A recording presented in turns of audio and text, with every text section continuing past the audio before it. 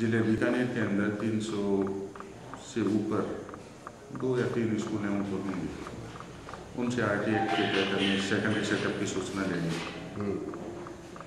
वो करीब हमारी सब सूचनाएं प्राप्त हो गई।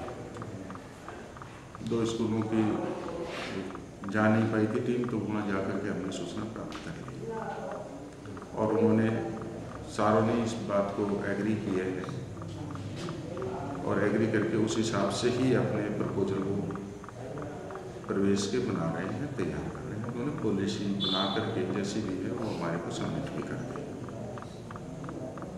तो सेकेंडरी स्कूलों में, सीनियर सेकेंडरी स्कूलों में तो ये आपको ये ऐसा लिटिगेटरी मामला नहीं है। अपने पूरे जिले की क्या स्थिति है, कितने आप लोगों ने चिन्हित किए और उसकी क्या रिपोर्ट आई? पिछले साल के जो पिछले साल वाले तो हमने वो सारे के सारे जितने भी थे 6400 कुछ स्टूडेंट हैं जिनकी संस्थाओं ने हमें रिपोर्ट की थी एलिमेंट्री सेटअप के साथ ही है, वो एक साथ एक जाएगी है। वो सारी की सारी सूची हमने स्टेट गवर्नमेंट को भेज दी, लेकिन उसमें ये है कि उस साल में पूरे RT एक्ट के प्रावधान लागू नहीं है, स्कूलों ने लागू नहीं किया। ये था पिंक कलर में आवेदन पत्र देना, अलग ऐसा रजिस्टर मेंटेन करना, उनके BPL या दुर्बल वर्ग से संबंधित डॉक्यूमेंट्स लेना। तो वो हमने उनको कहा है कि आपकी सूची तो हमने एनलिस्ट करनी और सूची के हिसाब से हमने लिस्टें उच्चाधिकारियों को प्रेषित कर दी, लेकिन उनमें जो थोड़ी बहुत कमियां हैं वो पूरी करके भेजा। अभी आपने सभी स्कूलों को नोटिस, क्वेश्चनरी नोटिस भेजे हैं, इसमें प्रश्न किया है कि क्या क्या जो प्रावधान है उसकी पालना कहाँ तक हुई है, हाँ और ना में उत्तर चाहा गया है। तो वो सारे नोटिस के जवाब आपको मिल गए? हाँ, लगभग प्राप्त हो गए। कुछ 1-2 नोडल सिटी में ही बाकी थी, उनकी सूचनाएं प्राप्त हो जाएगी।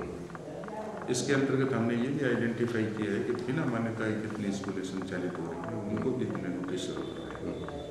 जैसे रुणकनसर ब्लॉक के अंदर लगभग 35-40 स्कूलें ऐसी हैं जो बिना मान्यता के चल रही थी, उनको नोटिस शुरू करवा दी। अगले 15 दिन में अगर उन्होंने सेटिस्फैक्ट्री जवाब नहीं दिया तो उनके खिलाफ पुलिस कार्रवाई की जाएगी। एक शिक्षा अधिकारी के बतौर इस कानून से आप समाज पर क्या प्रभाव महसूस करते हैं? देखिए, कानून अपनी जगह पे है, समाज की हित के लिए ही बनाया गया है, समाज के हित में ही इसका सदुपयोग होना चाहिए। जो बच्चे BPL और दुर्बल वर्ग से संबंधित हैं उनको तो वाकई इससे लाभान्वित होना, लाभ मिलना ही चाहिए।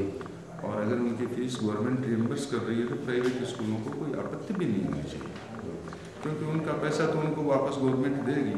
ऐसी स्थिति में उनको अध्यापन करवाने में कोई विशेष कठिनाई नहीं होनी चाहिए। तो दुर्बल वर्ग के बच्चों को भी जो स्कूलें हैं अपने हाईली थीम वाली मानते हैं कि बहुत ही हाई प्रोफाइल की स्कूलें हैं, उनमें भी बच्चों को पढ़ने का एक अवसर मिलेगा।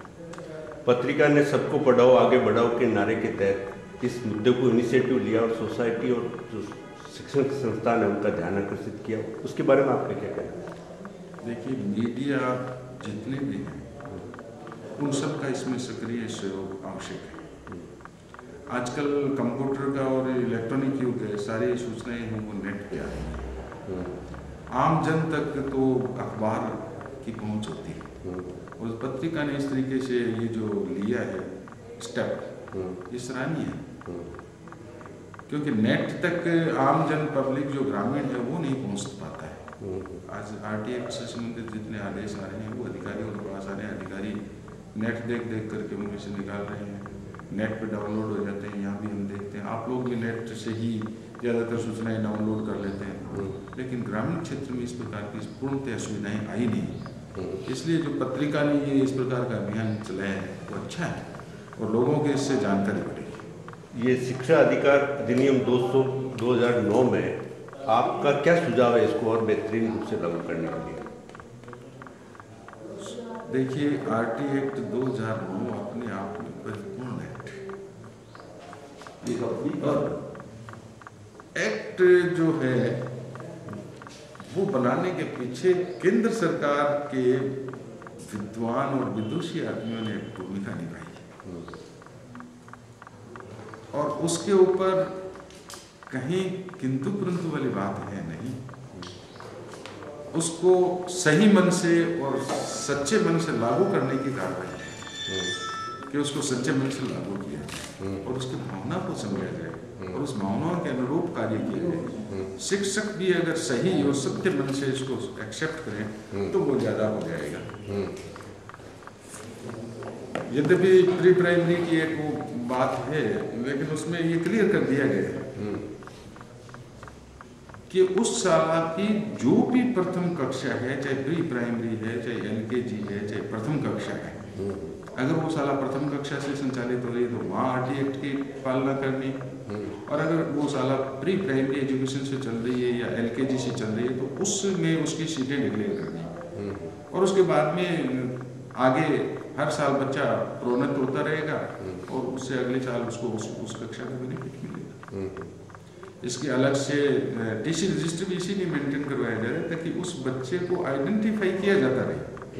उसकी TC इशू करते टाइम भी उसमें उल्लेख किया जा रहा है ताकि वो दूसरे स्कूल में भी वो जहाँ एडमिशन ले उसको उसका फायदा मिले।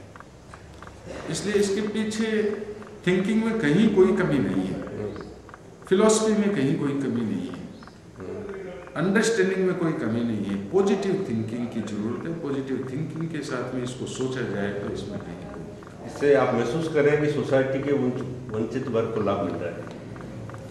निश्चित रूप से काफ़ी बच्चों को इस साल एडमिशन दिया गया और उनको फायदा मिलेगा इससे। Thank you sir. Thank you.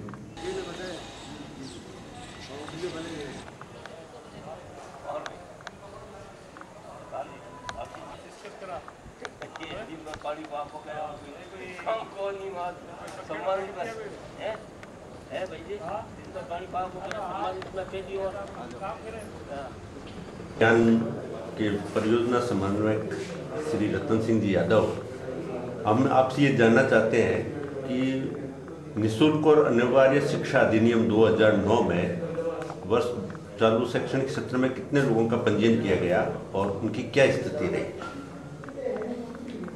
जुलाई 2010 में राज्य सरकार के निर्देशानुसार जो CTS सर्वे हुआ उसमें बीकानेर जिले में 57,259 बच्चे ड्रॉप आउट और नेवर एनरोल कैटेगरी के चिन्हित किए गए थे। इस वर्ष जुलाई में विशेष नामांकन अभियान चला करके हमारे जिले में 35,493 बालक बालिकाओं का सीधे विद्यालय में नामांकन करवाया गया।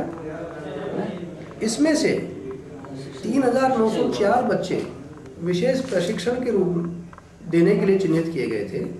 चूँकि इनका कक्षा में प्रवेश आयु के अनुरूप करवाया गया था, इन बच्चों की उम्र अधिक होने के कारण इनको बड़ी कक्षा में प्रवेश मिला था और उनका स्तर उस कक्षा के अनुरूप नहीं था।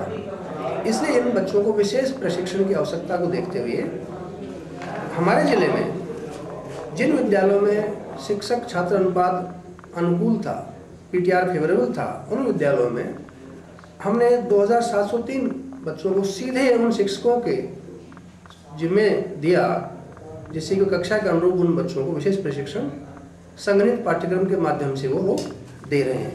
इसकी मॉनिटरिंग नोडल संस्था प्रधान और BRCF के द्वारा की जा रही है। इसके अलावा 1201 बच्चों के आवासीय और गैर आवासीय विशेष प्रशिक्षण शुरू किए गए हैं। इसमें 3 आवासीय विशेष प्रशिक्षण हैं और 33 गैर आवासीय विशेष प्रशिक्षण हैं। इनमें से 3 महीने और 6 महीने बच्चों की आवश्यकता के अनुरूप ये विशेष प्रशिक्षण जिले में चलाए जा रहे हैं। जो आपने 57,259 चिन्हित किए, उनमें से शिक्षा से वंचित की कितनी संख्या है? ये शिक्षा से वंचित बच्चे ही थे, चाहे कभी भी विद्यालय से नहीं जुड़े हों या विद्यालय जुड़ने के बाद 1-2 साल बाद विद्यालय छोड़ गए हों। ये दोनों ही इन सबको प्रवेश मिल गया। इनमें से हमने जिले में अभियान में 35,493 को ही हम प्रवेश करवा पाए। जिले की दूरस्थ जो स्थितियाँ हैं, ये लोग ढाणियों में, गाँव में बहुत दूर रह रहे हैं। बीकानेर जिले की एक विशेष परिस्थिति ये भी है कि हमारे विद्यालयों की दूरियाँ बहुत ज़्यादा हैं। कुछ स्थान तो ऐसे चिन्हित किए गए हैं जहाँ प्राइमरी और अपर प्राइमरी स्कूल के बीच में 8 और 10-10 किलोमीटर की दूरियाँ हैं। तो कोई बालक 5वीं कक्षा पास करने के बाद चूँकि 10 किलोमीटर तक कहीं विद्यालय उपलब्ध नहीं है, तो विद्यालय में छठी 7वीं कक्षा में जाने की स्थिति नहीं बन पाती बच्चों, उन बच्चों को जोड़ना मुश्किल रहा है। इसमें इस अधिनियम को लागू करने के लिए राजस्थान पत्रिका ने एक प्रेरक भूमिका निभाई, जिससे प्राइवेट स्कूलों और सरकारी स्कूलों में प्रवेश का एक माहौल बना। आपका इसके बारे में क्या आकलन है? निश्चित रूप से राजस्थान पत्रिका का प्रयास गत सत्र से ही सराहनीय है, अनुकरणीय है, और पत्रिका के संपादक और दूसरे जो जुड़े अधिकारी कर्मचारी हैं निरंतर सर्वशिक्षा अभियान और जिला कार्यालय के संपर्क में रहे हैं, और उनके योजकतापूर्ण प्रयत्नों से हमें बहुत मदद मिली है, और आगे भी हम उम्मीद करेंगे कि इस तरह का इनका एक सराहनीय जो प्रयास रहा है बना रहेगा। और आप अपनी तरफ से कोई बात बताना चाहोगे कि जिन बच्चों को अभी तक विद्यालय में नहीं भेज पाए हैं तो अपने सोच को सकारात्मक बनाएं, और एक जो अधिकार मिला है बच्चे को, उसके अधिकार तक बच्चे को पहुंचने दें, और जिससे कि हमारा समाज और देश विकास कर सके।